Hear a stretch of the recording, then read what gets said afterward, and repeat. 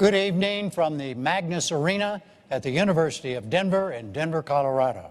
I'm Jim Lara of the PBS NewsHour, and I welcome you to the first of the 2012 presidential debates between President Barack Obama, the Democratic nominee, and former Massachusetts Governor Mitt Romney, the Republican nominee.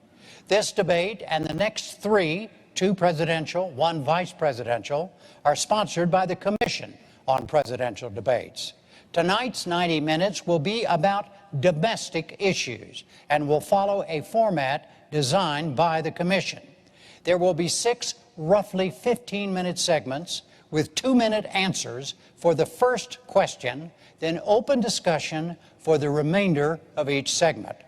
Thousands of people offered suggestions on segment subjects or questions via the internet and other means, but I made the final selections, and for the record, they were not submitted for approval to the Commission or the candidates.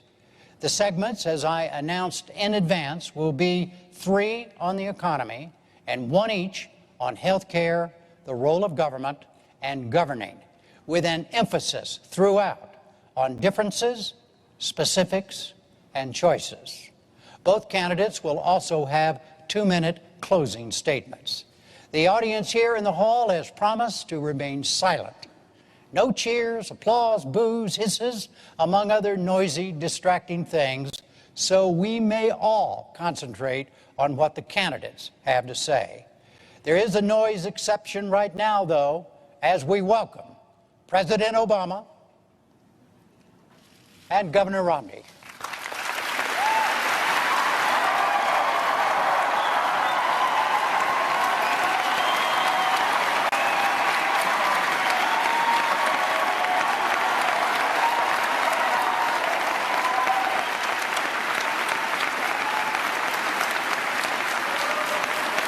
Jim.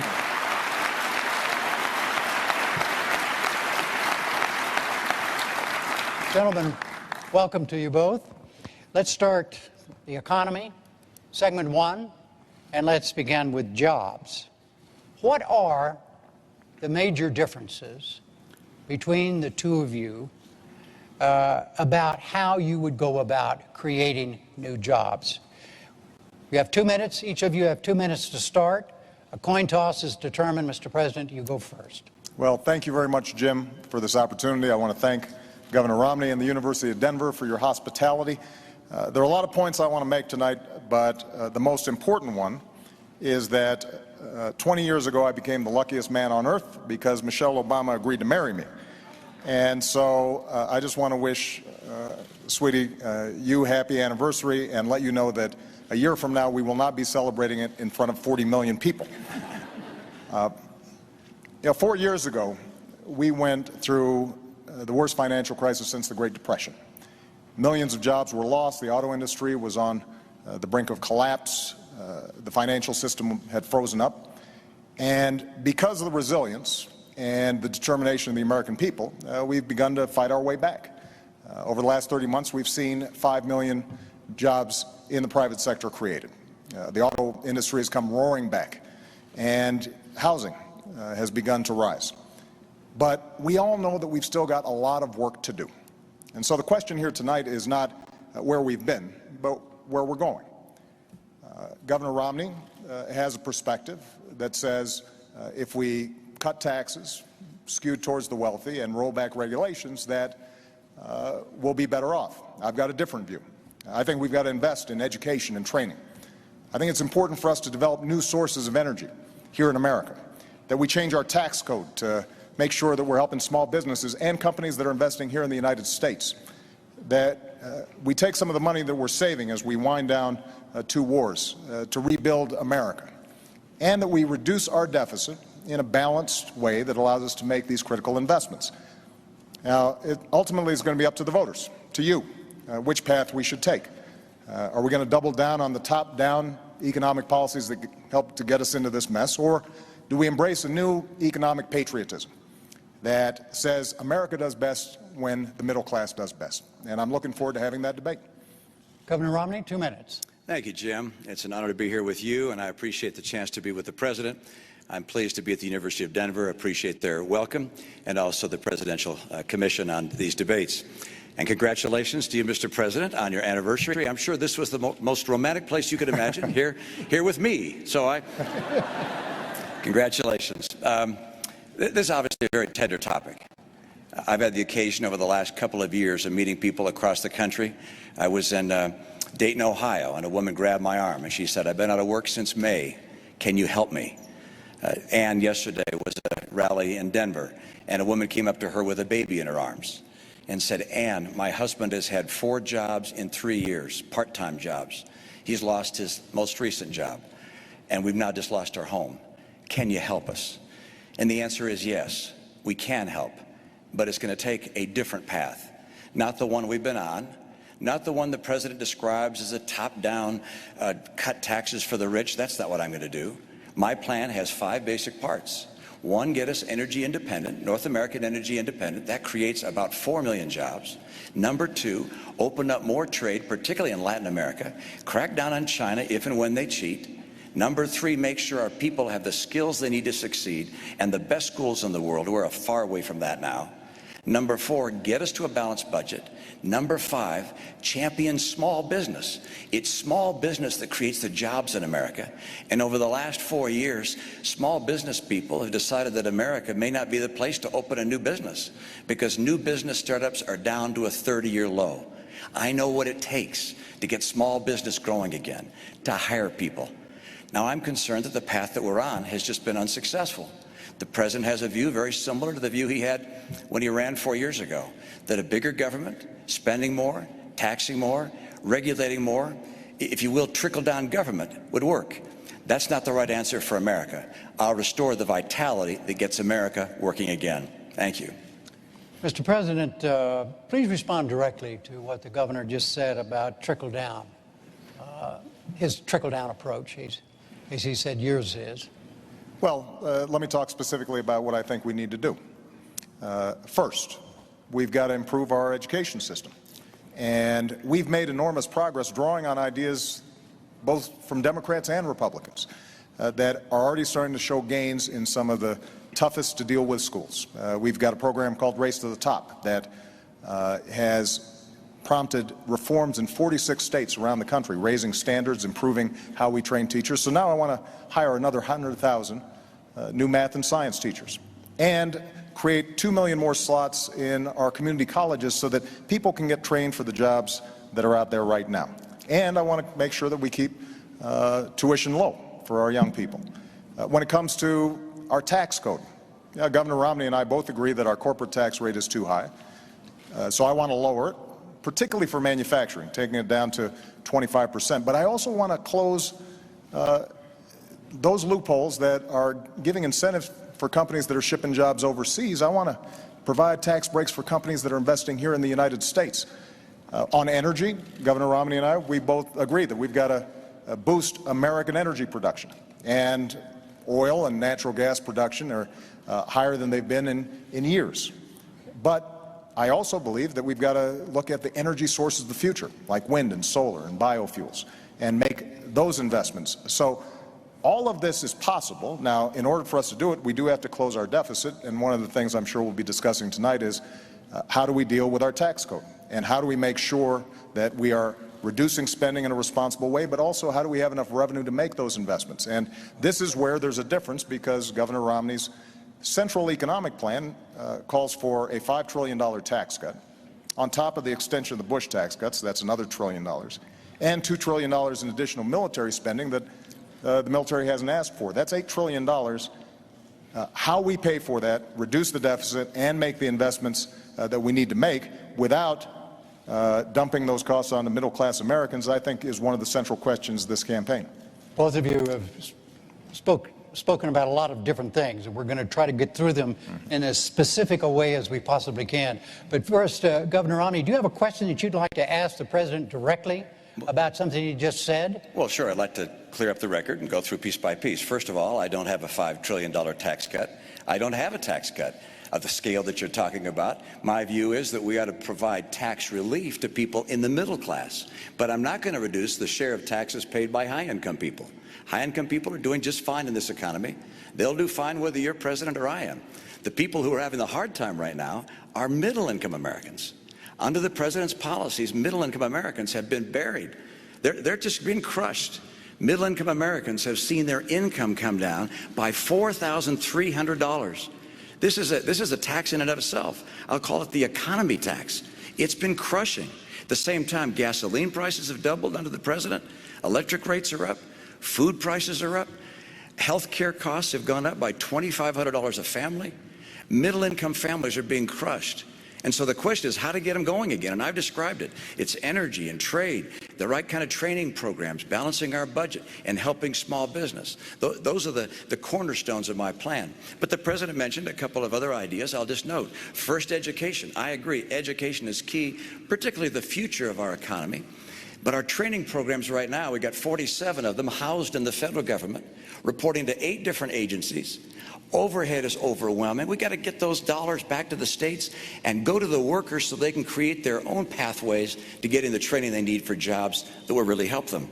The second area, taxation. We agree we ought to bring the tax rates down, and I do, both for corporations and for individuals. But in order for us not to lose revenue, have the government run out of money, I also lower deductions and credits and exemptions so that we keep taking in the same money when you also account for growth. The third area, energy.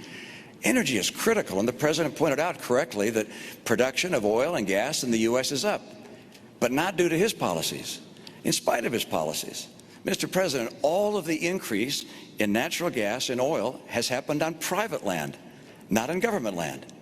On government land, your administration has cut the number of permits and licenses in half. If I'm president, I'll double them and also get the oil from offshore in Alaska. And I'll bring that pipeline in from Canada. And by the way, I like coal. I'm going to make sure we can continue to burn clean coal. People in the coal industry feel like it's getting crushed by your policies. I want to get America and North America energy independent so we can create those jobs. And finally, with regards to that tax cut, look, I'm not looking to cut massive taxes and to reduce the revenues going to the government.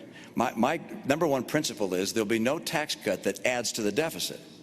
I want to underline that. No tax cut that adds to the deficit. But I do want to reduce the burden being paid by middle-income Americans. And to do that, that also means I cannot reduce the burden paid by high-income Americans. So any language to the contrary is simply not accurate. Mr. President? Well, I think let's talk about taxes because I think it's instructive. Now, 4 years ago when I stood on this stage, I said that I would cut taxes for middle-class families. And that's exactly what I did. We cut taxes for middle-class families by about $3,600. And the reason is because I believe that we do best when the middle class is doing well. And by giving them those tax cuts, they had a little more money in their pocket. And so maybe they can buy a new car. They are certainly in a better position to weather the extraordinary recession that we went through. They can buy a computer for their kid who's going off to college, which means they're spending more money, businesses have more customers, businesses make more profits, and then hire more workers.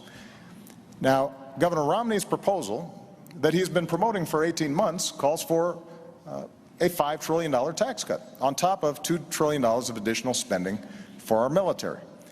And he is saying that he is going to pay for it by closing loopholes and deductions. The problem is that he's been asked over 100 times how you would close those deductions and loopholes, and he hasn't been able to identify them. But I'm going to make an important point here, Jim.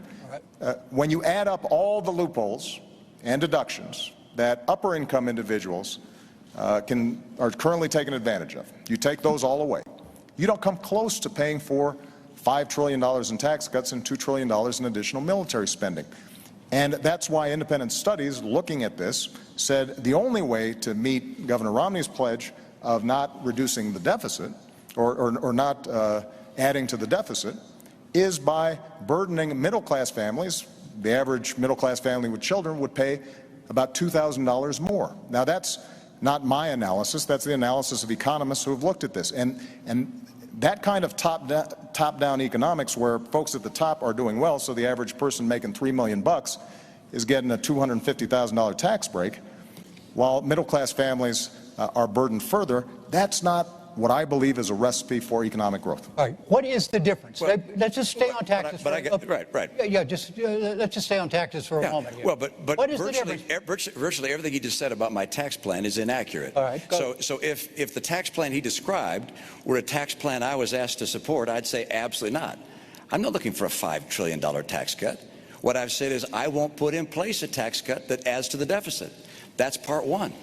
So there's no economist can say Mitt Romney's tax plan adds $5 trillion if I say I will not add to the deficit with my tax plan. Number two, I will not reduce the share paid by high-income individuals. I know that you and your running mate keep saying that, and I know it's a popular thing to say with a lot of people, but it's just not the case. Look, I got 5 boys. I'm used to people saying something that's not always true, but just keep on repeating it and ultimately hoping I'll believe it. But that is not the case, all right? I will not reduce the taxes paid by high-income Americans. And number 3, I will not, under any circumstances, raise taxes on middle-income families. I will lower taxes on middle-income families. Now, you cite a study. There's 6 other studies that looked at the study you described and say it's completely wrong. I saw a study that came out today that said you're going to raise taxes by $3,000 to $4,000 on middle-income families. There are all these studies out there. But let's get to the bottom line. That is, I want to bring down rates. I want to bring the rates down, at the same time lower deductions and exemptions and credits and so forth, so we keep getting the revenue we need. And you think, well, then why lower the rates? And the reason is because small business pays that individual rate.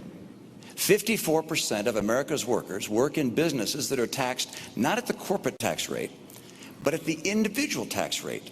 And if we lower that rate, they will be able to hire more people. For me, this is about jobs. Right. This is about That's getting where we jobs started. for the American people. Yeah. Do you challenge what the governor just said about his own plan? Well, for 18 months, he's been running on this tax plan. And now, 5 weeks before the election, he's saying that his big, bold idea is never mind. And the fact is that if you are lowering the rates the way you described, Governor, then it is not possible to come up with enough deductions and loopholes that only affect high-income individuals to avoid either raising the deficit or burdening the middle class. It's math. It's arithmetic. Now, Governor Romney and I do share a deep interest in encouraging small business growth. So at the same time that my tax plan has already lowered taxes for 98% of families, I also lowered taxes for small businesses 18 times. And what I want to do is continue the tax rates, the tax cuts that we put into place for small businesses and families. But I have said that for incomes over $250,000 a year, that we should go back to the rates that we had when Bill Clinton was president, when we created 23 million new jobs, went from deficit to surplus, and created a whole lot of millionaires to boot. And the reason this is important is because by doing that, we can not only reduce the deficit, we can not only encourage job growth through small businesses, but we're also able to make the investments that are necessary in education or in energy. And we do have a difference, though, when it comes to definitions of small business. You know, under my plan, 97% of small businesses would not see their income taxes go up. Governor Romney says, well, those top 3%, they're the job creators, they'd be burdened. But under Governor Romney's definition, there are a whole bunch of millionaires and billionaires who are small businesses. Donald Trump is a small business. And I know Donald Trump doesn't like to think of himself as small anything, but that's how you define small businesses if you're getting business income. And that kind of approach, I believe, will not grow our economy, because the only way to pay for it without either burdening the middle class or blowing up our deficit is to make drastic cuts in things like education, making sure that we are continuing to invest in basic science and research, all the things that are helping America grow. And I think that would be a mistake. All right. Jim, let me just come back on that point, which is these small businesses we're talking about. Excuse me, just so everybody understands, Yeah. we're way over our first 15 minutes. It's fun, isn't it? It's okay. It's great. That's great. okay. No problem. No, you don't have a That's good. problem. I don't have a problem because we're still on the economy. Right. But we're going to come back to taxes and we're going to move on to the deficit and a lot of other things too. Okay, but go ahead, sir. You bet. Well, Mr. President, you're absolutely right, which is that with regards to 97% of the businesses are not taxed at the 35% tax rate. They're taxed at a lower rate. But those businesses that are in the last 3% of businesses happen to employ half of all the people who work in small business. Those are the businesses that employ 1/4 of all the workers in America. And your plan is to take their tax rate from 35% to 40%. Now, and I talked to a guy who has a very small business. He's in the electronics business in St. Louis. He has 4 employees. He said he and his son calculated how much they pay in taxes. Federal income tax, federal payroll tax, state income tax, state sales tax, state property tax, gasoline tax. It added up to well over 50% of what they earned. And your plan is to take the tax rate on successful small businesses from 35% to 40%. The National Federation of Independent Businesses has said that will cost 700,000 jobs. I don't want to cost jobs. My priority is jobs. And so what I do is I bring down the tax rates, lower deductions and exemptions. The same idea behind Bowles-Simpson, by the way. Get the rates down, lower deductions and exemptions to create more jobs, because there's nothing better for getting us to a balanced budget than having more people working, earning more money, paying more taxes. That's by far the most effective and efficient way to get this budget balanced. Jim, you may want to move on to another topic, but I would just say this to the American people. If you believe that we can cut taxes by $5 trillion and add $2 trillion in additional spending that the military is not asking for, $7 trillion, just to give you a sense, over 10 years, that's more than our entire defense budget. And you think that by closing loopholes and deductions for the well-to-do, somehow you will not end up picking up the tab, then Governor Romney's plan may work for you. But I think math, common sense, and our history shows us that's not a recipe for job growth. Look, we've tried this. We've tried both approaches. The approach that Governor Romney is talking about is the same sales pitch that was made in 2001 and 2003. And we ended up with the slowest job growth in 50 years. We ended up moving from surplus to deficits, and it all culminated in the worst financial crisis since the Great Depression. And Bill Clinton tried the approach that I'm talking about. We created 23 million new jobs. We went from deficit to surplus, and businesses did very well. So in some ways, we've got some data on which approach is more likely to create jobs and opportunity for Americans. And I believe that the economy works best when middle-class families are getting tax breaks so that they've got some money in their pockets. And those of us who have done extraordinarily well because of this magnificent country that we live in, that we can afford to do a little bit more to make sure we're not blowing up the deficit. Jim, the President began this segment, so I think I get the last word. So I'm going to take it. You're going to get the first word in the next segment. Well, but he gets the first word of that segment. I get the last word of that segment. I hope. Let me just make this comment. First of all, let me repeat what I said. I'm not in favor of a $5 trillion tax cut. That's not my plan. My plan is not to put in place any tax cut that will add to the deficit. That's point one. So you may keep referring to it as a $5 trillion tax cut, but that's not my plan. Number two, let's look at history. My plan is not like anything that's been tried before. My plan is to bring down rates, but also bring down deductions and exemptions and credits at the same time, so the revenue stays in, but that we bring down rates to get more people working. My priority is putting people back to work in America. They're suffering in this country. And we talk about evidence. Look at the evidence of the last 4 years. It's absolutely extraordinary. We've got 23 million people out of work or stopped looking for work in this country. All right. We've got, when the president took office, 32 million people on food stamps, 47 million on food stamps today. Economic growth this year, slower than last year, and last year slower than the year before. Going forward with the status quo is not going to cut it for the American people who are struggling today. All right, let's talk. We're still on the economy. This is theoretically now a second segment still on the economy, and specifically on what to do about the federal deficit, the federal debt. And the question, you each have 2 minutes on this, and Governor Romney, you go first because the President went first on segment one. And the question is this: what are the differences between the two of you as to how you would go about tackling the deficit problem in this country? Well, good. I'm glad you raised that, and it's a critical issue. I think it's not just an economic issue. I think it's a moral issue. I think it's frankly not moral for my generation to keep spending massively more than we take in, knowing those burdens are going to be passed on to the next generation.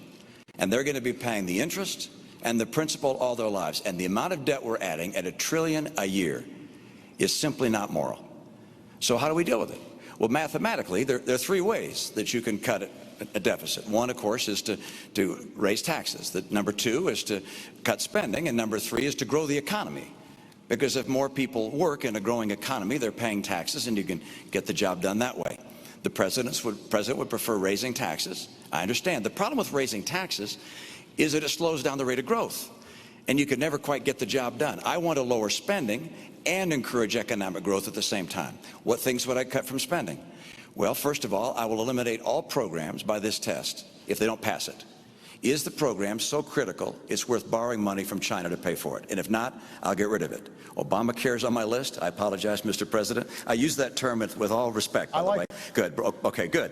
So I'll get rid of that. I'm sorry, Jim. I'm going to stop the subsidy to PBS. I'm going to stop other things. I like PBS. I love Big Bird. I actually like you too. But I'm not going to keep on spending money on things to borrow money from China to pay for. So that's number 1.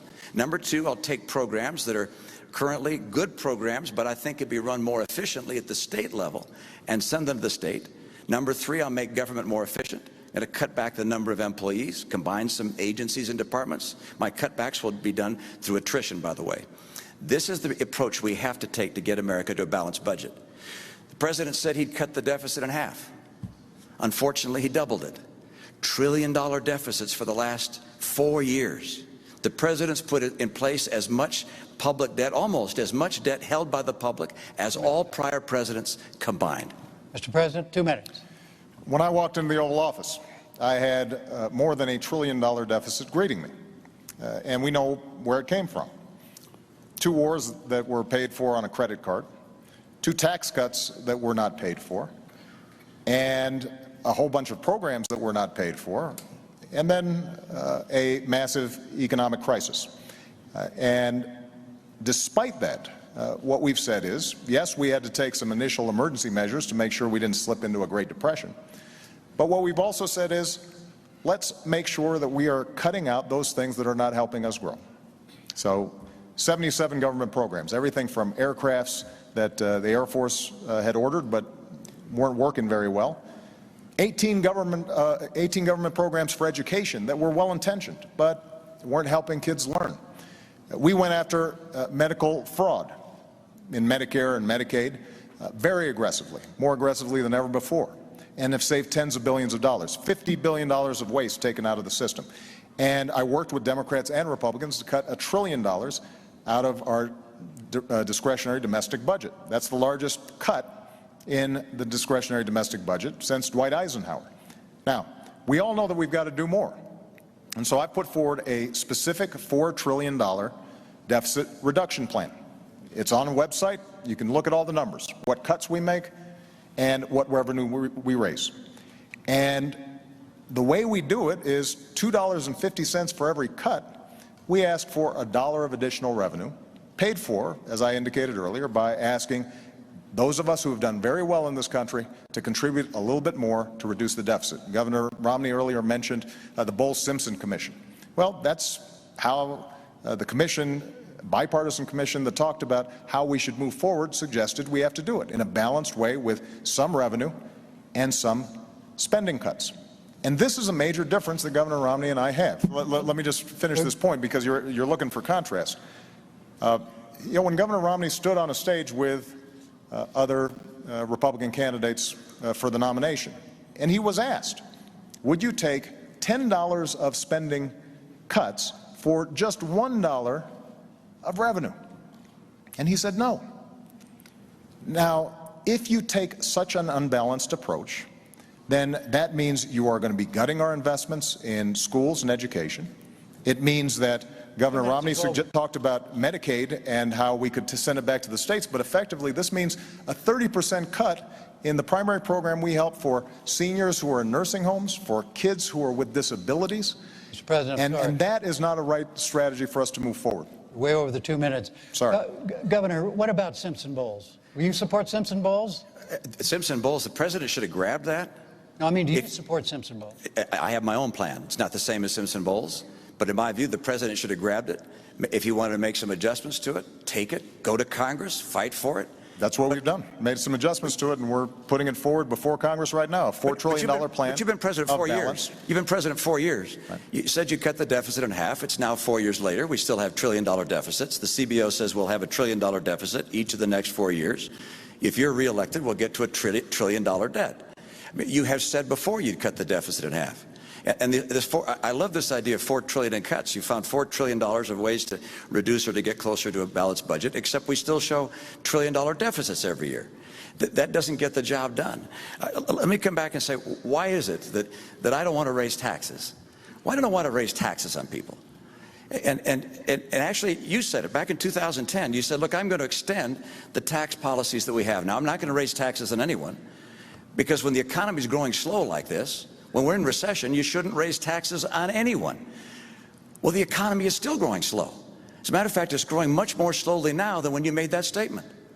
And so if you believe the same thing, you just don't want to raise taxes on people. And the reality is, it's not just wealthy people. You mentioned Donald Trump. It's not just Donald Trump you're taxing. It's all those businesses that employ 1/4 of the workers in America, these small businesses that are taxed as individuals. You raise taxes and you kill jobs. That's why the National Federation of Independent Businesses said your plan will kill 700,000 jobs. I don't want to kill jobs in this environment. Let me make one more point. Okay, let's let him answer the taxes thing for a moment. Okay. Mr. President. Well, we've had this discussion before. About the idea that in order to reduce the deficit, right, there has to be revenue in addition to cuts. There has to be revenue in addition to cuts. Now, Governor Romney has ruled out revenue. He's ruled out revenue. Absolutely. Completely. Okay, so Look, the revenue I get is by more people working, getting higher pay, paying more taxes. That's how we get growth and how we balance the budget. Right. But the idea of taxing people more, putting more people out of work, you'll never get there. You never balance the budget by raising taxes. Spain spends 42% of their total economy on government. Okay. We're now spending 42% of our economy on government. I don't want to go down the path to Spain. I want to go down the path of growth that puts Americans to work with more money coming in because they're working. Yeah. But Mr. President, you're saying in order to get the job done, it's got to be balanced. If we're serious, we've got to take a balanced, responsible approach. And by the way, this is not just when it comes to individual taxes. Let's talk about corporate taxes. Now, I've identified areas where we can right away make a change that I believe would actually help the economy. The oil industry gets $4 billion a year in corporate welfare. Basically, they get deductions that those small businesses that Governor Romney refers to, they don't get. Now, does anybody think that ExxonMobil needs some extra money when they're making money every time you go to the pump? Why wouldn't we want to eliminate that? Why wouldn't we eliminate tax breaks for corporate jets? My attitude is if you got a corporate jet, you can probably afford to pay full freight, not get a special break for it. When it comes to corporate taxes, Governor Romney has said he wants to, in a revenue-neutral way, close loopholes, deductions. He hasn't identified which ones they are, but thereby bring down the corporate rate. Well, I want to do the same thing, but I've actually identified how we can do that. And part of the way to do it is to not give tax breaks to companies that are shipping jobs overseas. Right now, you can actually take a deduction for moving a plant overseas. I think most Americans would say that doesn't make sense, and all that raises revenue. And so if we take a balanced approach, what that then allows us to do is also to help young people, the way we already have during my administration, make sure that they can afford to go to college. It means that the teacher that I met in Las Vegas, a wonderful young lady, who describes to me, she's got 42 kids in her class. The first 2 weeks, she's got some of them sitting on the floor. until finally they get reassigned. They're using textbooks that are 10 years old. That is not a recipe for growth. That's not how America was built. And so budgets reflect choices. Ultimately, we're going to have to make some decisions. And if we're asking for no revenue, then that means that we've got to get rid of a whole bunch of stuff. And the magnitude of the tax cuts that you're talking about, Governor, would end up resulting in severe hardship for people, but more importantly, would not help us grow. As I indicated before, when you talk about shifting Medicaid to states, we're talking about potentially a 30% cut in Medicaid over time.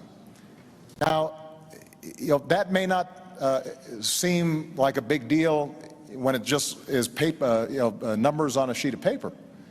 But if we're talking about a family who's got an autistic kid and is depending on that Medicaid, that's a big problem. And governors are creative, there's no doubt about it. But they're not creative enough to make up for 30% of revenue on something like Medicaid. What ends up happening is some people end up not getting help.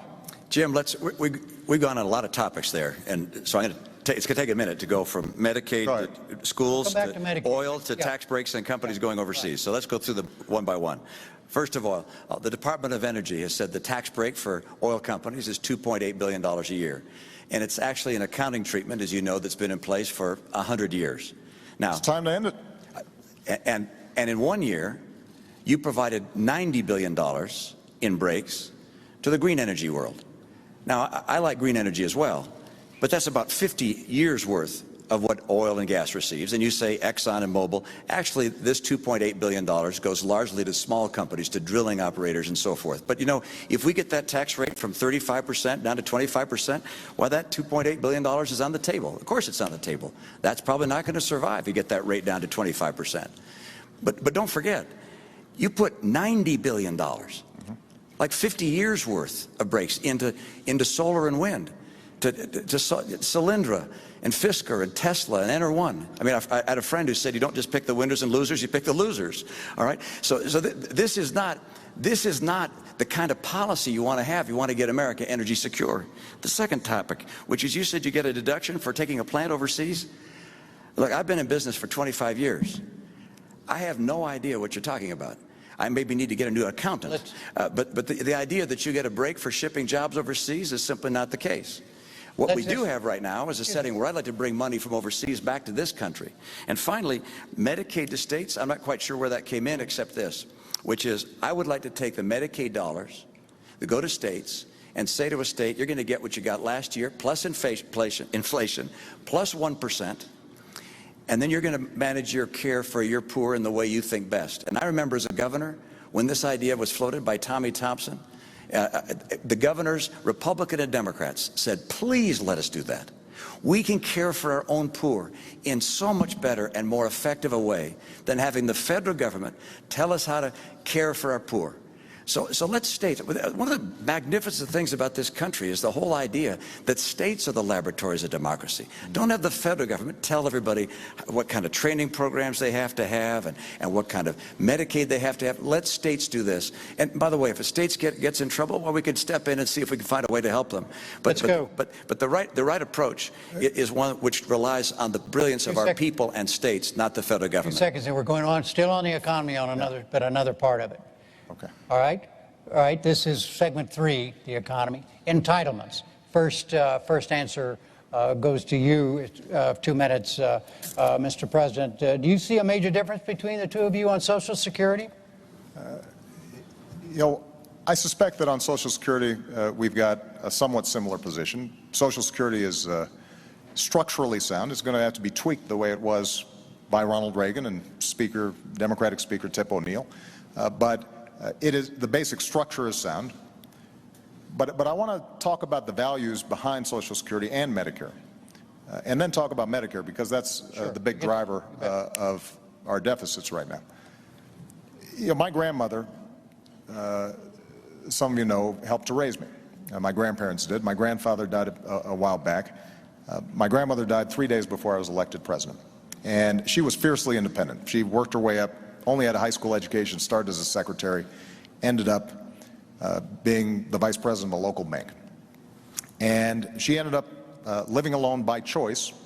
And the reason she could be independent was because of Social Security and Medicare. She had worked all her life, put in this money, and understood that there was a basic guarantee, a floor under which she could not go. And that's the perspective I bring when I think about what's called entitlements. The name itself implies some sense of dependency on the part of these folks. These are folks who've worked hard, like my grandmother, and there are millions of people out there who are counting on this. So my approach is to say, how do we strengthen the system over the long term? And in Medicare, what we did was we said, we are going to have to bring down the costs if we're going to deal with our long-term deficits. But to do that, let's look where some of the money is going. $716 billion we were able to save from the Medicare program by no longer overpaying insurance companies, by making sure that we weren't overpaying providers. And using that money, we were actually able to lower prescription drug costs for seniors by an average of $600, and we were also able to make a significant dent in providing them the kind of preventive care that will ultimately save money throughout the system. So the way for us to deal with Medicare in particular is to lower health care costs. When it comes to Social Security, as I said, you don't need a major structural change in order to make sure that Social Security is there for the future. We'll follow up on this. First, Governor Romney, you have 2 minutes on Social Security and entitlements. Well, Jim, our seniors depend on these programs, and I know anytime we talk about entitlements, people become concerned that something's going to happen that's going to change their life for the worst. And the answer is neither the President nor I are proposing any changes for any current retirees or near retirees, either to Social Security or Medicare. So if you're 60 or around 60 or older, you don't need to listen any further. But for younger people, we need to talk about what changes are going to be occurring. Oh, I just thought about one. And that is, in fact, I was wrong when I said the President isn't proposing any changes for current retirees. In fact, he is on Medicare. On Social Security, he's not. But on Medicare, for current retirees, he's cutting $716 billion from the program. Now, he says by not overpaying hospitals and providers, actually just going to them and saying, we're going to reduce the rates you get paid across the board. Everybody's going to get a lower rate. That's not just going after places where there's abuse. That's saying we're cutting the rates. Some 15% of hospitals and nursing homes say they won't take any more Medicare patients under that scenario. We also have 50% of doctors who say they won't take more Medicare patients. We have 4 million people on Medicare Advantage that will lose Medicare Advantage because of those $716 billion in cuts. I can't understand how you can cut Medicare $716 billion for current recipients of Medicare. Now you point out, well, we're putting some back. We're going to give them a better prescription program. That's $1 for every 15 you've cut. They're smart enough to know that's not a good trade. I want to take that $716 billion you've cut and put it back into Medicare. By the way, we can include a prescription program if we need to improve it. But the idea of cutting $716 billion from Medicare to be able to balance the additional cost of Obamacare is, in my opinion, a mistake. And with regards to young people coming along, I've got proposals to make sure Medicare and Social Security are there for them without any question. Mr. President. First of all, I think it's important for Governor Romney to present this plan that he says will only affect folks in the future. And the essence of the plan is that he would turn Medicare into a voucher program. It's called premium support, but it's understood to be a voucher program. His running mate. And you don't support that? I don't, and let me explain why. Again, that's for future people, right? Not for current retirees. So if you're 54 or 55, you might want to listen, because this will affect you. The idea, which was originally presented by Congressman Ryan, your running mate, is that we would give a voucher to seniors, and they could go out in the private marketplace and buy their own health insurance. The problem is that because the voucher wouldn't necessarily keep up with health care inflation, it was estimated that this would cost the average senior about $6,000 a year. Now, in fairness, what Governor Romney has now said is he'll maintain traditional Medicare alongside it. But there's still a problem, because what happens is those insurance companies are pretty clever at figuring out who are the younger and healthier seniors. They recruit them, leaving the older, sicker seniors in Medicare. And every healthcare economist who looks at it says over time what will happen is the traditional Medicare system will collapse. And then what you've got is folks like my grandmother at the mercy of the private insurance system, precisely at the time when they are most in need of decent health care. So I don't think vouchers are the right way to go. And this is not my only my opinion. AARP thinks that the savings that we obtained from Medicare bolstered the system, lengthened the Medicare trust fund by 8 years. Benefits were not affected at all. And ironically, if you repeal Obamacare, and I have become fond of this term, Obamacare, if you repeal it, what happens is those seniors right away are going to be paying $600 more in prescription care. They're now going to have to be paying copays for basic checkups that can keep them healthier. And the primary beneficiary of that repeal are insurance companies that are estimated to gain billions of dollars back when they aren't making seniors any healthier. And I don't think that's the right approach when it comes to making sure that Medicare is stronger over the long term. We'll talk about specifically about health care in a moment, but do you support the voucher system, Governor? What I support is no change for current retirees and near retirees to Medicare, and the President supports taking $716 billion out of that program. What about the voucher? So that's number one. All right. Number two is for people coming along that are young. What I do to make sure that we can keep Medicare in place for them is to allow them to either to choose the current Medicare program or a private plan, their choice. They get to choose, and they'll have at least 2 plans that will be entirely at no cost to them. So they don't have to pay additional money, no additional $6,000. That's not going to happen. They'll have at least 2 plans. And by the way, if the government can be as efficient as the private sector and offer premiums that are as low as the private sector, people will be happy to get traditional Medicare, or they'll be able to get a private plan. I know my own view is I'd rather have a private plan. I'd just as soon not have the government telling me what kind of health care I get. I'd rather be able to have an insurance company. If I don't like them, I can get rid of them and find a different insurance company. But people will make their own choice.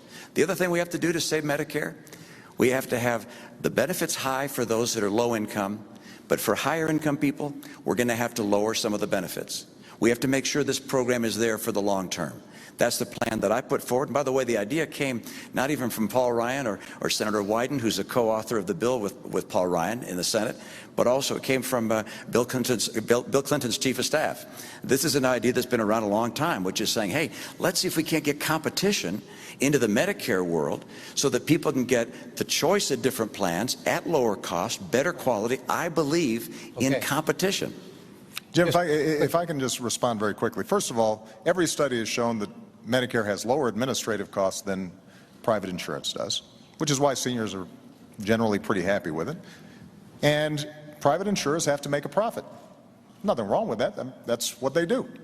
And so you've got higher administrative costs plus profit on top of that. And if you are going to save any money through what Governor Romney is proposing, what has to happen is that the money has to come from somewhere. And when you move to a voucher system, you are putting seniors at the mercy of those insurance companies.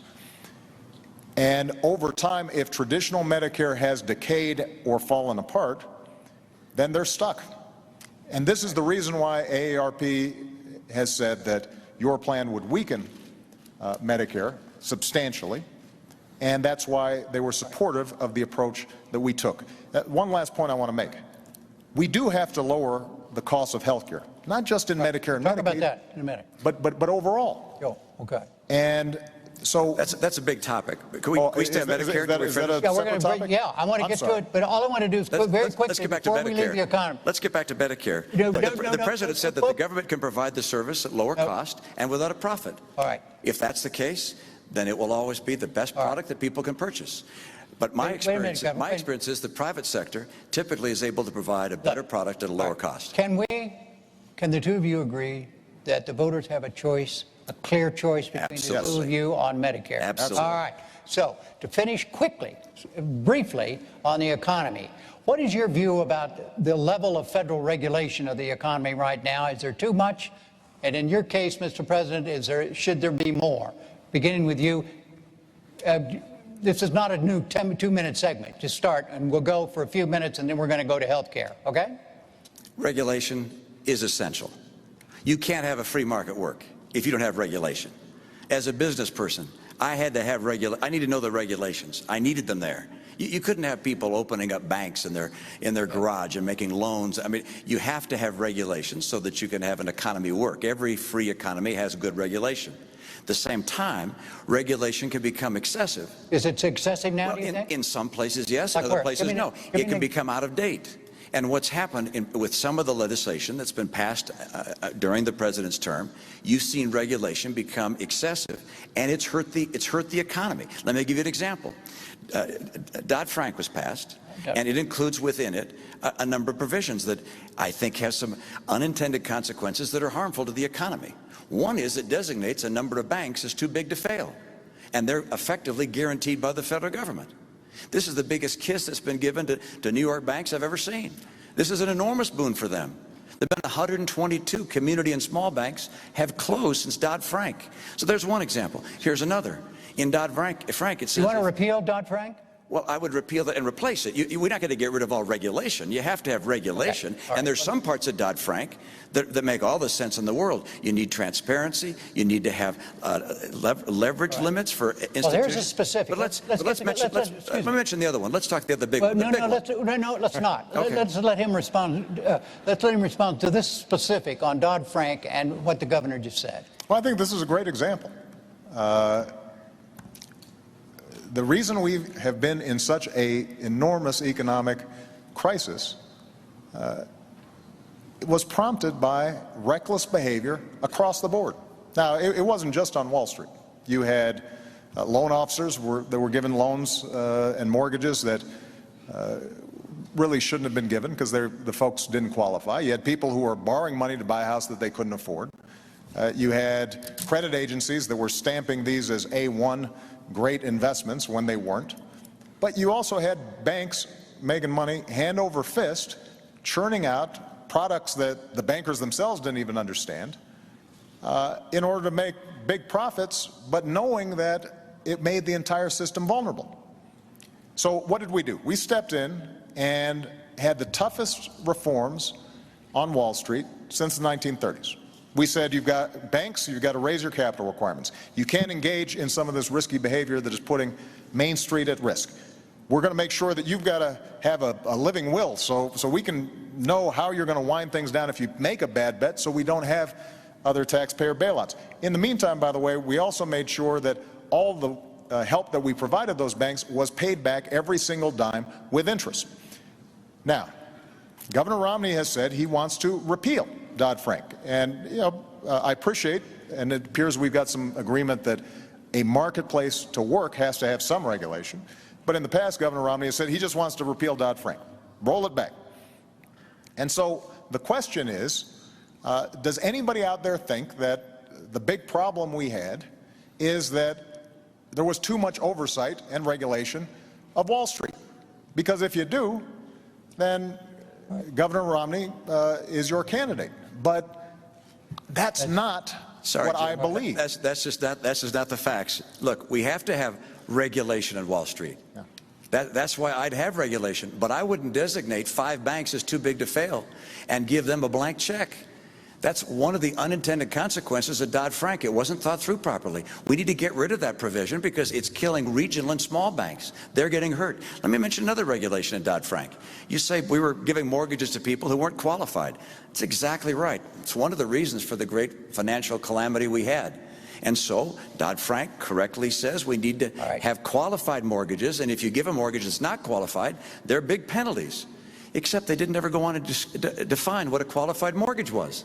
It's been 2 years. We don't know what a qualified mortgage is yet. So banks are reluctant to make loans, mortgages. Try and get a mortgage these days. It's hurt the housing market because Dodd-Frank didn't anticipate putting in place the kinds of regulations you have to have. It's not that Dodd-Frank always was wrong with too much regulation. Sometimes they didn't come out with the clear regulation. I will make sure we don't hurt the functioning of our marketplace and our businesses because I want to bring back housing and get good jobs. All right, I think we have another clear difference between the two of you. Now let's move to health care, where I know there is a clear difference, and that has to do with the Affordable Care Act, Obamacare, and it's a two-minute new segment, and that means 2 minutes each, and you go first, Governor Romney. You want it repealed. You want the Affordable Care Act repealed. Why? I sure do. Well, in part, it comes again from my experience. I was in New Hampshire. A woman came to me and she said, look, I can't afford insurance for myself or my son. I met a couple in Appleton, Wisconsin, and they said, we're thinking of dropping our insurance. We can't afford it. And the number of small businesses I've gone to that are saying they're dropping insurance because they can't afford it, the cost of health care is just prohibitive. And we've got to deal with cost. And unfortunately, when you look at Obamacare, the Congressional Budget Office has said it will cost $2,500 a year more than traditional insurance. So it's adding to cost. And as a matter of fact, when the president ran for office, he said that by this year he would have brought down the cost of insurance for each family by $2,500 a family. Instead, it's gone up by that amount. So it's expensive. Expensive things hurt families. So that's one reason I don't want it. Second reason, it cuts $716 billion from Medicare to pay for it. I want to put that money back in Medicare for our seniors. Number three, it puts in place an unelected board that's going to tell people ultimately what kind of treatments they can have. I don't like that idea. Fourth, there was a survey done of small businesses across the country. It said, what's been the effect of Obamacare on your hiring plans? And 3/4 of them said it makes us less likely to hire people. I just don't know how the president could have come into office facing 23 million people out of work, rising unemployment, an economic crisis at the kitchen table, and spend his energy and passion for 2 years fighting for Obamacare instead of fighting for jobs for the American people. It has killed jobs. And the best course for health care is to do what we did in my state, craft a plan at the state level that fits the needs of the state. And then let's focus on getting the cost down for people rather than raising it with the $2,500 additional premium. Mr. President, the argument against repeal. Well, 4 years ago when I was running for office, I was traveling around and having those same conversations that Governor Romney talks about. And it wasn't just that small businesses were seeing costs skyrocket and they couldn't get affordable coverage even if they wanted to provide it to their employees. It wasn't just that this was the biggest driver of our federal deficit, our overall health care costs, but it was families who were worried about going bankrupt if they got sick. Millions of families all across the country. If they had a pre-existing condition, they might not be able to get coverage at all. If they did have coverage, insurance companies might impose an arbitrary limit. And so as a consequence, they're paying their premiums. Somebody gets really sick. Lo and behold, they don't have enough money to pay the bills because the insurance companies say that they've hit the limit. So we did work on this alongside working on jobs because this is part of making sure that middle-class families are secure in this country. And let me tell you exactly what Obamacare did. Number one, if you've got health insurance, it doesn't mean a government takeover. You keep your own insurance, you keep your own doctor, but it does say insurance companies can't jerk you around. They can't impose arbitrary lifetime limits. They have to let you keep your kid on your insurance plan until you're 26 years old. And it also says that you're going to have to get rebates if insurance companies are spending more on administrative costs and profits than they are on actual care. Number two, if you don't have health insurance, we're essentially setting up a group plan that allows you to benefit from group rates that are typically 18% lower than if you're out there trying to get insurance on the individual market. Now, the last point I'd make before 2 minutes is up, sir. No, I think I had 5 seconds before you interrupted me. Was the irony is that we've seen this model work really well in Massachusetts because Governor Romney did a good thing working with Democrats in the state to set up what is essentially the identical model, and as a consequence, people are covered there. It hasn't destroyed jobs, and as a consequence, we now have a system in which we have the opportunity to start bringing down costs as opposed to just leaving millions of people out in the cold. Your 5 seconds went away a long time ago. All right, Governor, tell the president directly why you think what he just said is wrong about Obama. Well, I did with my first statement, but I'll go on. Please elaborate. I'll elaborate. Exactly right. First of all, I like the way we did it in Massachusetts. I like the fact that in my state we had Republicans and Democrats come together and work together. What you did instead was to push through a plan without a single Republican vote. As a matter of fact, when Massachusetts did something quite extraordinary, elected a Republican senator to stop Obamacare, you pushed it through anyway. So entirely on a partisan basis, instead of bringing America together and having a discussion on this important topic, you pushed through something that you and Nancy Pelosi and Harry Reid thought was the best answer and drove it through. What we did in a legislature, 87% Democrat, we were together. 200 legislators in my legislature. Only 2 voted against the plan by the time we were finished. What were some differences? We didn't raise taxes. You've raised them by $1 trillion under Obamacare. We didn't cut Medicare. Of course, we don't have Medicare, but we didn't cut Medicare by $716 billion. We didn't put in place a board that can tell people ultimately what treatments they're going to receive. We didn't also do something that I think a number of people across this country recognize, which is put people in a position where they're going to lose the insurance they had and they wanted. Right now, the CBO says up to 20 million people will lose their insurance as Obamacare goes into effect next year. And likewise, a study by McKinsey and Company of American businesses said 30% of them are anticipating dropping people from coverage. So for those reasons, for the tax, for Medicare, for this board, and for people losing their insurance, this is why the American people don't want Medicare, don't want Obamacare. It's why Republicans said, do not do this. And the Republicans had the plan. They put a plan out. They put out a plan, a bipartisan plan. It was swept aside. I think something this big, this important, has to be done on a bipartisan basis. And we have to have a president who can reach across the aisle and fashion important legislation with the input from both parties. Governor Romney said this has to be done on a bipartisan basis. This was a bipartisan idea. In fact, it was a Republican idea. And Governor Romney, at the beginning of this debate, wrote and said, what we did in Massachusetts could be a model for the nation. And I agree that the Democratic legislators in Massachusetts might have given some advice to Republicans in Congress about how to cooperate. But the fact of the matter is, we use the same advisors, and they say it's the same plan. When Governor Romney talks about this board, for example, unelected board that we've created, what this is a group of healthcare experts, doctors, et cetera, to figure out how can we reduce the cost of care in the system overall. Because there are 2 ways of dealing with our healthcare crisis. One is to simply leave a whole bunch of people uninsured and let them fend for themselves, to let businesses figure out how long they can continue to pay premiums until finally they just give up and their workers are no longer getting insured. And that's been the trend line. Or alternatively, we can figure out how do we make the cost of care more effective. And there are ways of doing it.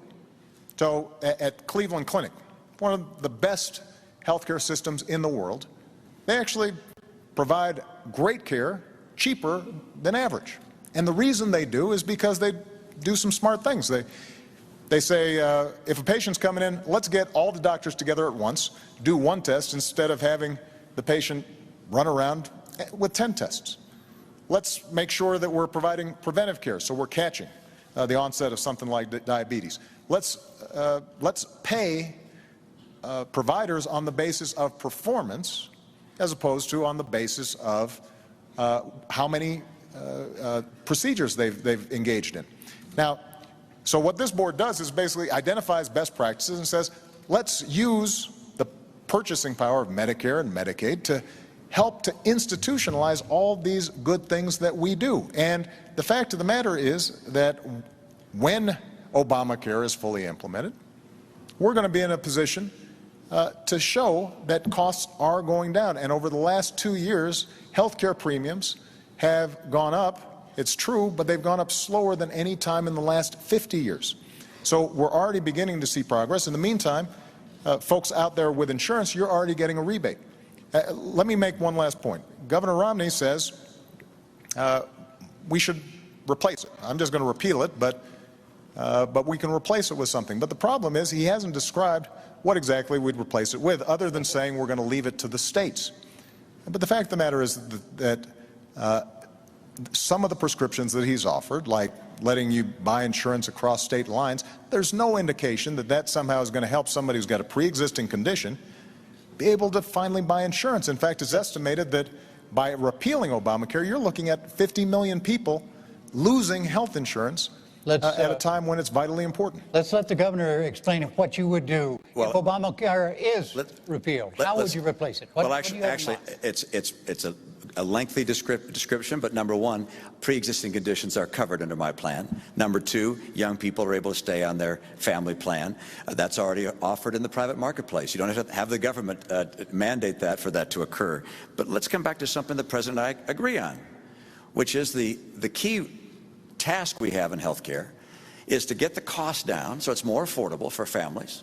And then he has as a model for doing that a board of people at the government, an unelected board, appointed board, who are going to decide what kind of treatment you ought to have. In my opinion, the government is not effective in bringing down the cost of almost anything. As a matter of fact, free people and free enterprises trying to find ways to do things better are able to be more effective in bringing down the cost than the government will ever be. Your example of the Cleveland Clinic is my case in point, along with several others I could describe. This is the private market. These are enterprises competing with each other, learning how to do better and better jobs. I used to consult to to hospitals and to healthcare providers. I was astonished at the creativity and innovation that exists in the American people. In order to bring the cost of health care down, we don't need to have a board of 15 people telling us what kinds of treatments we should have. We instead need to put insurance plans, providers, hospitals, doctors on target such that they have an incentive, as you say, performance pay for doing an excellent job for keeping costs down, and that's happening. Intermountain Healthcare does it superbly well. Mayo Clinic is doing it superbly well. Cleveland Clinic, others. But the right answer is not to have the federal government take over health care and start mandating to the providers across America, telling a patient and a doctor what kind of treatment they can have. That's the wrong way to go. The private market and individual responsibility always work best. Let me just point out, first of all, this board that we're talking about can't make decisions about what treatments are given. That's explicitly prohibited in the law. But let's go back to what Governor Romney indicated, that under his plan, he would be able to cover people with pre-existing conditions. Well, actually, Governor, that isn't what your plan does. What your plan does is to duplicate what's already the law, which says, if you are out of health insurance for 3 months, then you can end up getting continuous coverage, and an insurance company can't deny you if it's been under 90 days. But that's already the law, and that doesn't help the millions of people out there with pre-existing conditions. There's a reason why Governor Romney set up the plan that he did in Massachusetts. It wasn't a government takeover of health care. It was the largest expansion of private insurance. But what it does say is that insurers, you've got to take everybody. Now, that also means that you've got more customers. But when Governor Romney says that he'll replace it with something, but can't detail how it will be, in fact, replaced, and the reason he set up the system he did in Massachusetts was because there isn't a better way of dealing with the pre-existing conditions problem. It just reminds me of, he says that he's going to close deductions and loopholes for his tax plan. That's how it's going to be paid for, but we don't know the details. He says that he's going to replace Dodd-Frank, Wall Street reform, but we don't know exactly which ones. He won't tell us. He now says he's going to replace Obamacare and assure that all the good things that are in it are going to be in there, and you don't have to worry. And at some point, I think the American people have to ask themselves, is the reason that Governor Romney is keeping all these plans to replace secret because they're too good? Is it because that somehow middle-class families are going to benefit too much from them? No, the reason is because when we reform Wall Street, when we tackle the problem of pre-existing conditions, then these are tough problems, and we've got to make choices. And the choices we've made have been ones that ultimately are benefiting middle-class families all across the country. We're going to move to a... No, I have to respond to that, which is my experience as a governor is if I come in and lay down a piece of legislation and say it's my way or the highway, I don't get a lot done. What I do is the same way that Tip O'Neill and Ronald Reagan worked together some years ago. When Ronald Reagan ran for office, he laid out the principles that he was going to foster. He said he was going to lower tax rates. He said he was going to broaden the base. You've said the same thing. You're going to simplify the tax code, broaden the base. Those are my principles. I want to bring down the tax burden on middle-income families. And I'm going to work together with Congress to say, okay, what are the various ways we could bring down deductions, for instance? One way, for instance, would be to have a single number. Make up a number, $25,000, $50,000. Anybody can have deductions up to that amount. And then that number disappears for high-income people. That's one way one could do it. One could follow Bowles-Simpson as a model and take deduction by deduction and make differences that way. There are alternatives to accomplish the objective I have, which is to bring down rates, broaden the base, simplify the code, and create incentives for growth.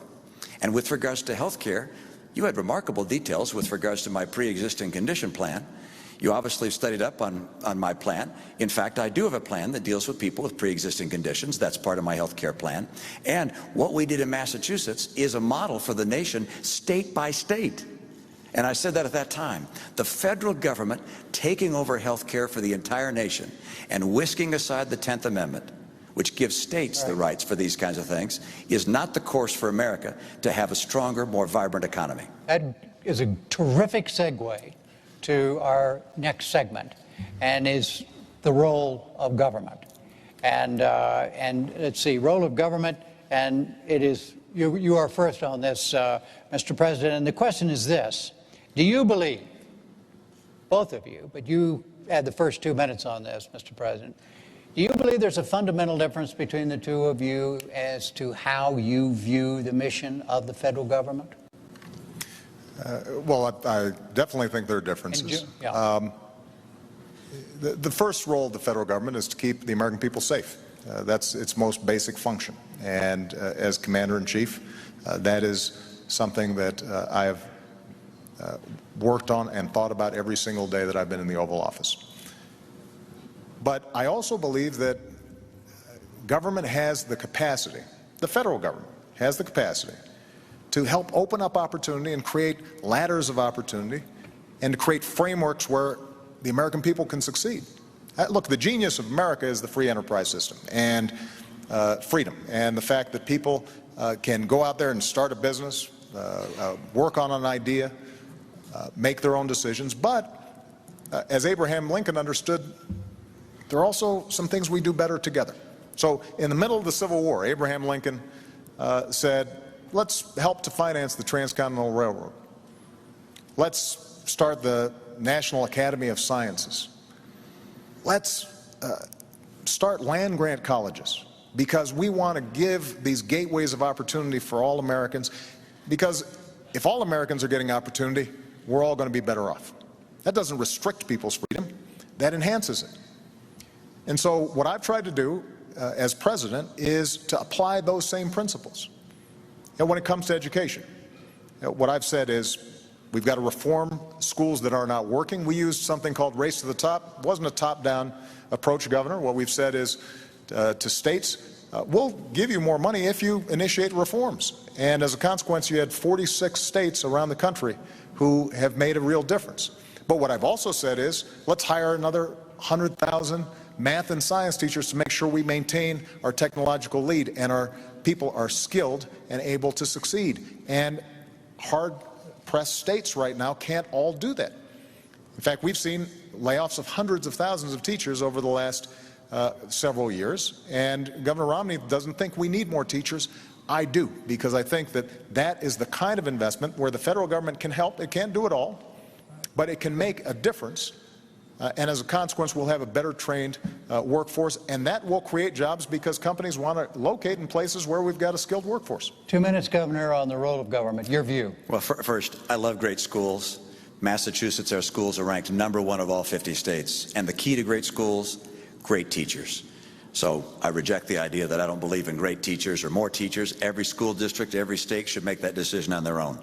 The role of government. Look behind us, the Constitution and the Declaration of Independence. The role of government is to promote and protect the principles of those documents. First, life and liberty. We have a responsibility to protect the lives and liberties of our people, and that means a military second to none. I do not believe in cutting our military. I believe in maintaining the strength of America's military. Second, in that line that says we are endowed by our Creator with our rights, I believe we must maintain our commitment to religious tolerance and freedom in this country. That statement also says that we are endowed by our Creator with the right to pursue happiness as we choose. I interpret that as, one, making sure that those people who are less fortunate and can't care for themselves are cared by one another. We're a nation that believes that we're all children of the same God, and we care for those that have difficulties, those that are elderly and have problems and challenges, those that are disabled. We care for them, and we look for discovery and innovation, all these things desired out of the American heart to provide the pursuit of happiness for our citizens. But we also believe in maintaining for individuals the right to pursue their dreams and not to have the government substitute itself for the rights of free individuals. And what we're seeing right now is, in my view, a trickle-down government approach, which has government thinking it can do a better job than free people pursuing their dreams, and it's not working. And the proof of that is 23 million people out of work. The proof of that is 1 out of 6 people in poverty. The proof of that is we've gone from 32 million on food stamps to 47 million on food stamps. The proof of that is that 50% of college graduates this year can't find work. We know that the path we're taking is not working. It's time for a new path. All right, let's go through some specifics in terms of how each of you views the role of government. Education. Does the federal government have a responsibility to improve the quality of public education in America? Well, the primary responsibility for education is of course, at the state and local level. But the federal government also can play a very important role. And I agree with Secretary Arne Duncan. It's some ideas he's put forward on Race to the Top, not all of them, but some of them I agree with, and congratulate him for pursuing that. The federal government can get local and state schools to do a better job. My own view, by the way, is I've added to that. I happen to believe I want the kids that are getting federal dollars from IDEA or Title I. These are disabled kids or poor kids or lower income kids, rather. I want them to be able to go to the school of their choice.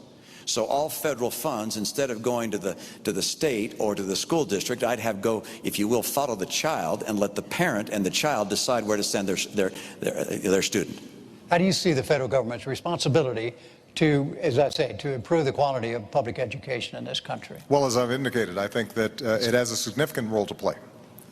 Through our Race to the Top program, we've worked with Republican and Democratic governors to initiate major reforms, and they're having an impact right now. Do you think you have a difference with your views and those of Governor Romney about education? And this is where budgets matter, because budgets reflect choices.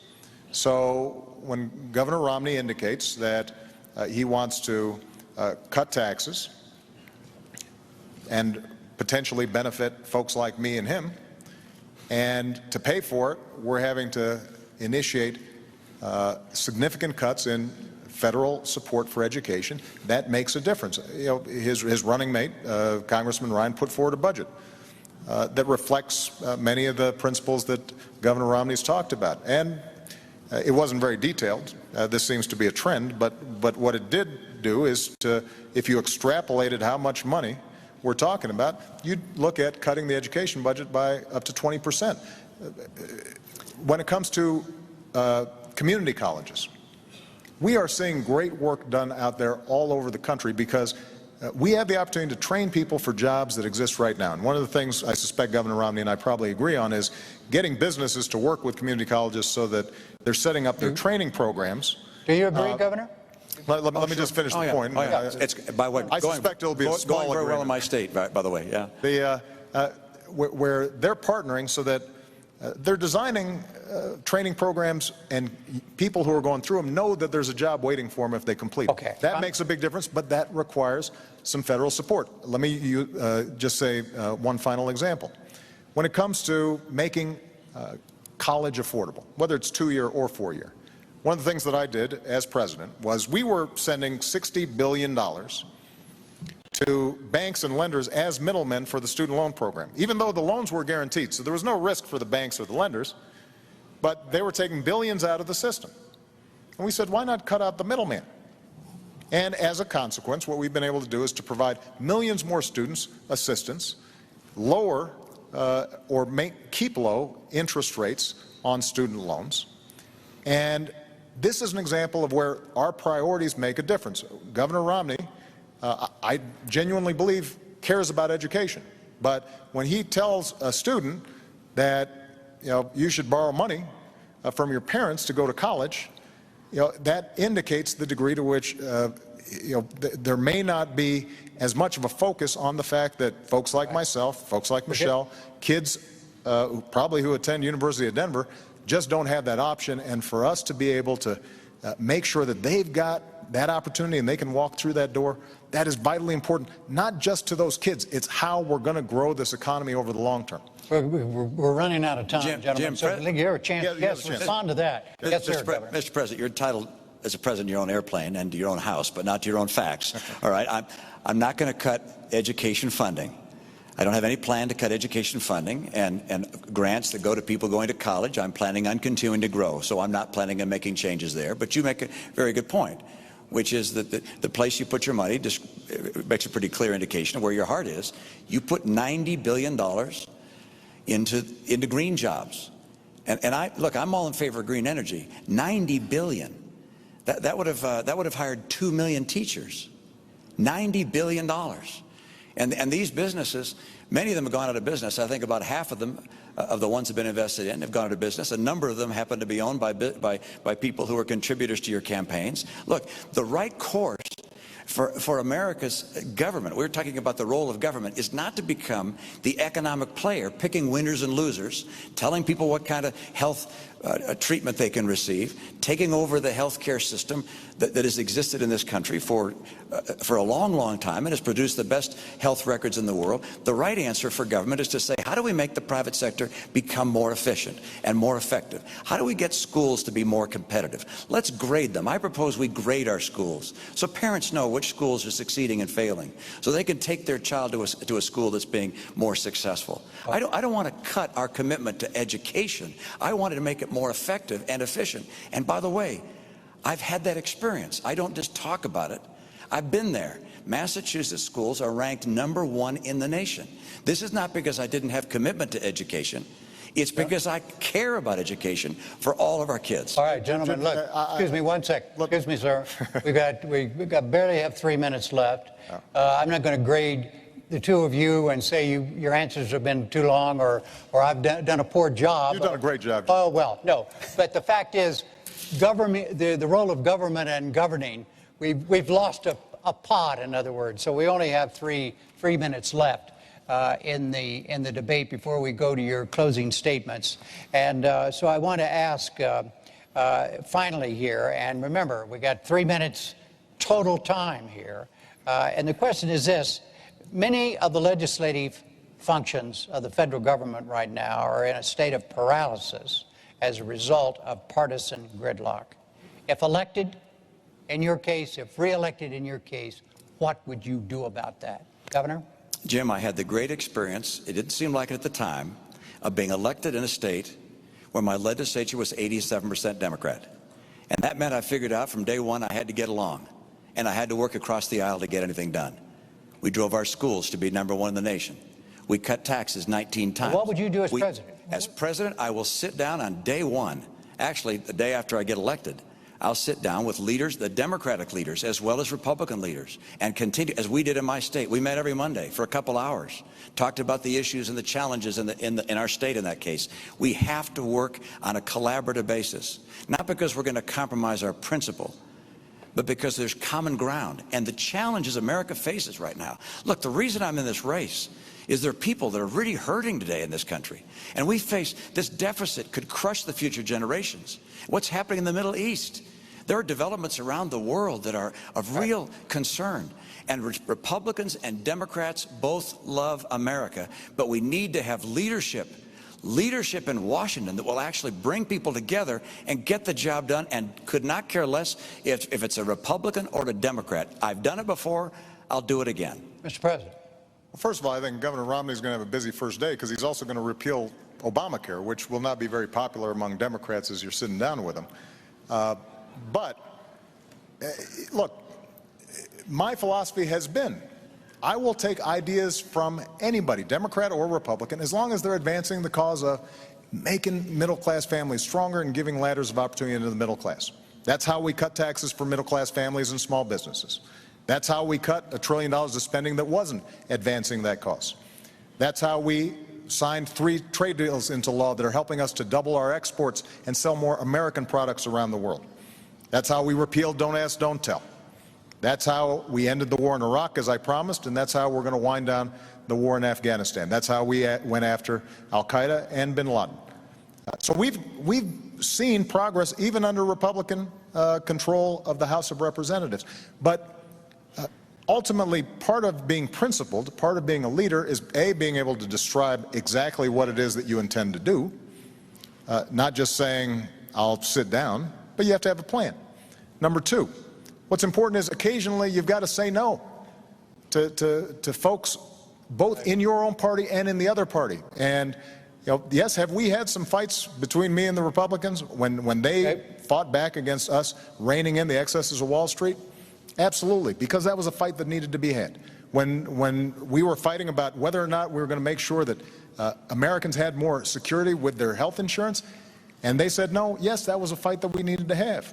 All right. And so part of leadership and governing is both saying what it is that you are for, but also being willing to say no to some things. And I've got to tell you, Governor Romney, when it comes to his own party during the course of this campaign, has not displayed that willingness to say no to some of the more extreme parts of his party. That brings us to closing statements. There's a coin toss. Governor Romney, you won the toss, and you elected to go last, so you have a closing 2 minutes, Mr. President. Well, Jim, I want to thank you, and I want to thank Governor Romney, because I think this was a terrific debate, and I very much appreciate it. And I want to thank the University of Denver.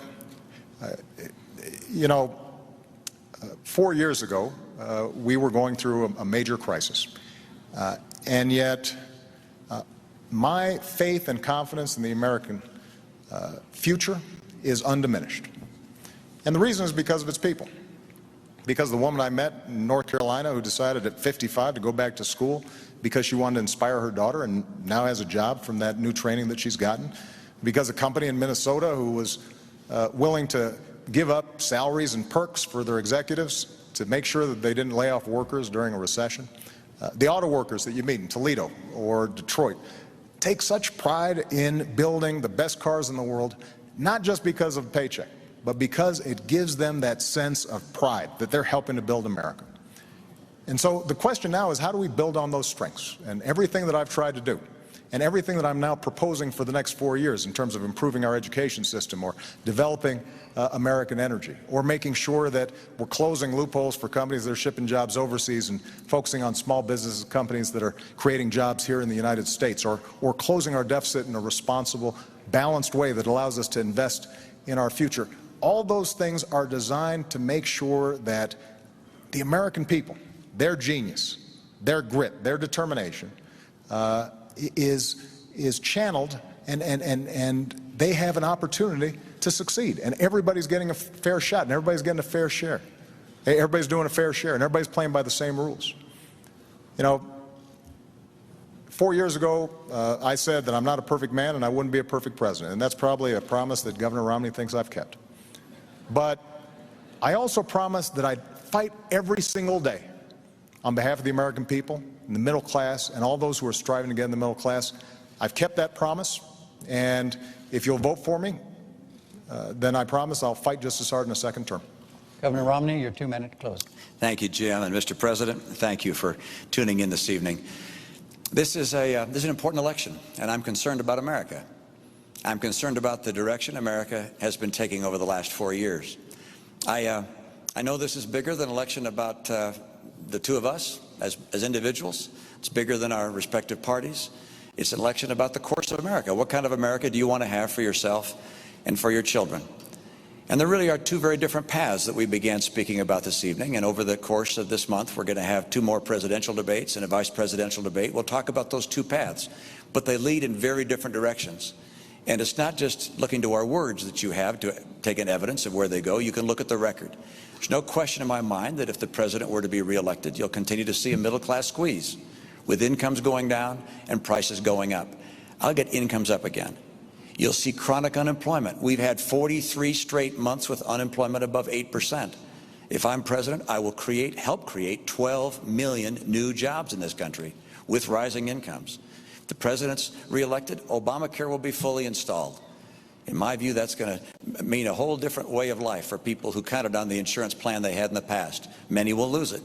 You're going to see health premiums go up by some $2,500 per family. If I'm elected, we won't have Obamacare.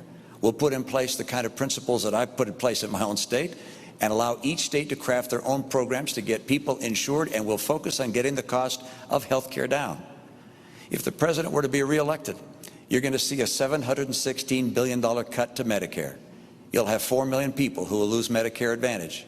You'll have hospitals and providers that will no longer accept Medicare patients. I'll restore that $716 billion to Medicare. And finally, military. The president's reelected, you'll see dramatic cuts to our military. The Secretary of Defense has said these would be even devastating. I will not cut our commitment to our military. I will keep America strong and get America's middle class working again. Thank you, Jim. Thank you, Governor. Thank you, Mr. President. The next debate will be the vice presidential event on Thursday, October 11th at Center College in Danville, Kentucky. For now, from the University of Denver, I'm Jim Lara. Thank you and good night.